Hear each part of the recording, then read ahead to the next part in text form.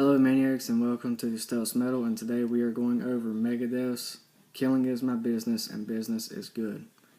Now, this is actually the first time I listened to the album all the way through without listening to the other albums, songs, without like a playlist. So this is actually a good experience for me. I wish I could remember all the members of the groups of that time period's names. I can't remember it right off the bat because I forgot to write it down, and I was looking at it right quick. But anyways, it was released in 1985. Now, right off the bat, the song that really impressed me because the intro to the song Last Rites and Love to Death. Okay, Last Rites, the beginning of that song, reminded me of a classic horror movie. I was been trying to think of what the heck that horror movie was that reminded me of that so much. And I don't know if it was The Omen or, I don't know. It reminds me of The Omen, but I can't really say. I haven't watched The Omen in years. But anyways, Last Rites is a great intro. Love that. I just love that intro to that song. Love to Death is an awesome song. The self-titled song, Killing Is My Business and Business Is Good, that's an incredible album song. Incredible song. The Skull Beneath the Skin, that's a classic right there.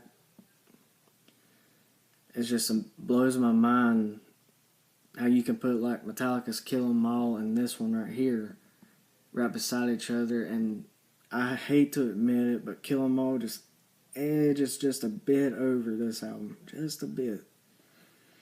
The Skull Beneath the Skin, that's probably my favorite song off this album. My favorite one. These Boots, I honestly didn't really care for that one that much.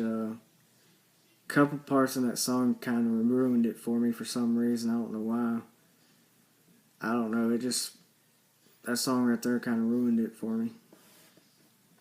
Rattlehead, that's a good album, or not album, good song right there. I love listening to that.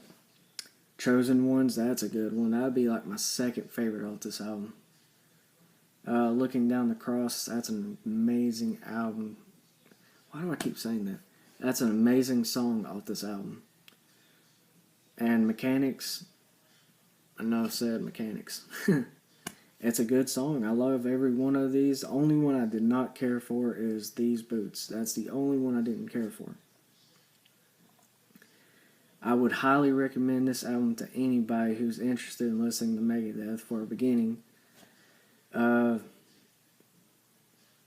if I had to give this album on a scale from 1 to 10, I'd have to give this one an 8, just because that song These Boots just doesn't cut it for me.